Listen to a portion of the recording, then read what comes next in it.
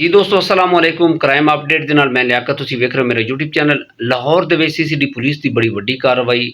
ਆਮਿਰ ਆਮਰੀ ਬੜੇ ਵੱਡੇ ਡਕੈਤ ਗੈਂਗ ਦਾ ਸਰਗਨਾ ਆਇਆ ਸੀ ਜਿਹੜਾ ਸੀਸੀਡੀ ਪੁਲਿਸ ਮੁਕਾਬਲੇ ਦੇ ਵਿੱਚ ਹਲਾਕ ਹੋਇਆ ਹੈ। ਜੀ ਦੋਸਤੋ ਆਮਿਰ ਆਮਰੀ ਕਿਤਨੀਆਂ ਡਕੈਤੀਆਂ ਦੇ ਵਿੱਚ ਮੁਲਵਿਸ ਹੈ ਸੀ ਔਰ ਇਸ ਦੇ ਨਾਲ ਕੌਣ-ਕੌਣ ਆਇਆ ਸੀ ਸਾਥੀ और इस डकैत गैंग का ओवरऑल तफसील दे नाल तुहाडे नाल डिस्कस करांगे। साडे चैनल सबसक्राइब करो, बैल आइकन बटन प्रेस करो और वीडियो में शेयर करो। डकैत गैंग का एक सरगना आमिर आमरी है सी और इस उत्ते तकरीबन 60 मुकदमे है सी डकैती, राजधानी चोरी और बड़े बड़े जनाब नामी ग्रामी डकैत है सी। दोस्तों जनूबी पंजाब दे विच और पंजाब दे विच जनाब ये डकैतियां दा बादशाह है सी और तकरीबन 60 मुकदमे जिहड़े है सी रजिस्टर दे विच मतलूब है सीसीडी पुलिस नूं। 3 दिन पहले बहावलपुर दे विच एक सीसीडी पुलिस मुकाबला होया सी। उस दे विच जनाब एक संगी सी ताहिर सलीम जिहड़ा सीसीडी पुलिस मुकाबले दे विच हलाक होया सी। अच्छा वो डकैती कर रहा सी, डकैती दे दौरान जनाब वो आवाम दे हत्थे चढ़ गया, उहदे कोल असला खत्म हो गया ते वो अगे लग के नस पिया जनाब, अगे लग के नस गया ते फिर जनाब वो पुलिस दे हत्थे चढ़ गया ते फिर जनाब वो सीसीडी पुलिस मुकाबले दे विच अपने साथियों की फायरिंग के नाल हलाक हो गया। जी दोस्तों वो भी काफ़ी मुकदमे दे विच मतलूब ऐसी सी पुलिस नूं और इस दे शाना बशाना जनाब इस दे नाल हर डकैती दे विच शामिल होंदा सी आमिर आमरी दे नाल। 2 संगी इन्हां दे जनाब एक इमरान लगारी है, तस्वीर तुसीं देख रहे हो, और इस दे नाल एक और दूसरा शख्स है जनाब बलोचिस्तान फरार हो गए ने। ओवरऑल एक नेटवर्क है सी। आमिर आमरी ने हर जगह इतनी एक प्रॉपर्टी बनाई हुई सी और जो 2 नंबर धंधा है सी वो आमिर आमरी कर रहे। हर कंट्री की करंसी आमिर आमरी कोल मौजूद है सी, नंबर प्लेटा और उस तो बाद एक गाड़ी बरामद हुई सी इस आमिर आमरी कोलों।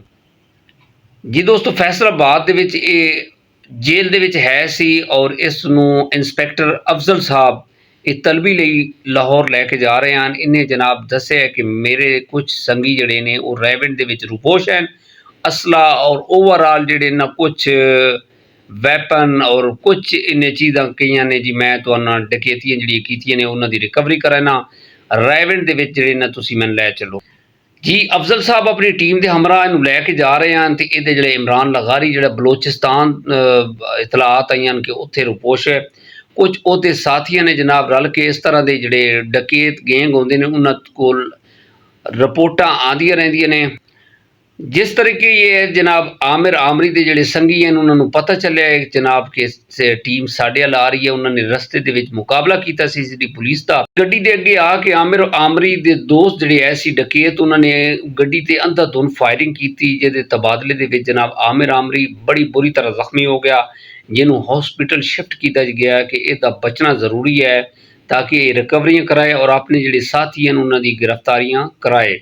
और हॉस्पिटल दे विच दम तोड़ गया और इसकी उत्थे हलाकत हो गई। जी दोस्तों पंजाब दे विच बड़ा वड्डा डॉन बने हुए सी आमिर आमरी और प्रॉपर्टी भी बहुत बड़ी बना ली सी ने जनाब और इस दे उत्ते तकरीबन 60 मुकदमे ऐसी जिहदे विच इस सीसीडी पुलिस नूं मतलूब आ। बड़ा वड्डा गैंग है सी और इहदा एक खास सरगना है सी आमिर आमरी जिहड़े इस गैंग नूं चला रहा सी। दोस्तों यकीन करो कि सीसीडी दे आउण नाल ना हालात बहुत कंट्रोल च आ गए ने। जिहड़े दिन दिहाड़ी डकैती होंदियां ने वो काफ़ी जिहड़ा ना उन्हां दी रोकथाम हो गई है।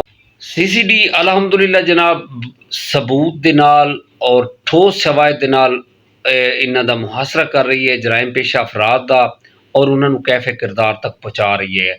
कई ऐसे अफराद हैं जिन्होंने सीसीडी की कामयाबी हजम नहीं हो रही है। साड़ी ये दुआ है कि अल्लाह ताला सीसीडी की लंबी जिंदगी करे और जोड़े जराइम पेशा अफराद हैं उन्होंने एक कैफे किरदार तक पहुँचान। और यकीन करो कि सीसीडी के जोड़े एहलकार हैं अफसरान हैं ये जान हथेली ते रख के जनाब ये आवाम की खिदमत कर रहे हैं और इन्हों जोड़े जराइम पेशा अफराद हैं इन्हों को छुटकारा पवा रहे हैं। इसे पैगाम के नाल सानू इजाजत दो। साडा चैनल सबसक्राइब लाजमी कराए और कमेंट दे विच राय लाजमी देवे। खुदा हाफिज़।